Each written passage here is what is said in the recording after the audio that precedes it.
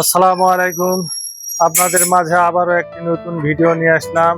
প্রচন্ড শীতের মাঝে আরেকটি গাড়ি তৈরি করতেছি আমরা। ওই গাড়িতে আমরা কতগুলো জিনিস বেশ করে লাগানো হয়েছে। তো আপনারা দেখতে পাচ্ছেন দুইটি বিয়ারিং এবং ভিতরে হচ্ছে দুইটা চাকা দেওয়া হয়েছে। তো আপনারা দেখুন দুইটা চাকা এবং বিএসআরএম 345 গ্রেডের মাল, জেসি 3 ইঞ্চি অ্যাঙ্গেল। তো